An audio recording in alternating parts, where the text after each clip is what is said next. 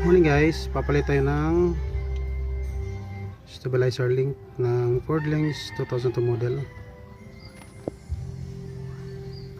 Yan, stabilizer link.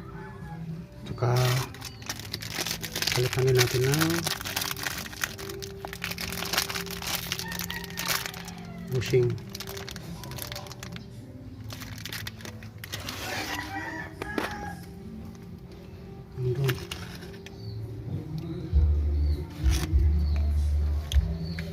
Para mawala na yung ingay sa likod. Ayan guys, nilagay ko na yung bago. Ayan o, pati yung ano niya doon, bushing. Ayan o, bago na yan. Ayan, bago, wala na yung clay. Hindi yan maglagotok or magkalampag.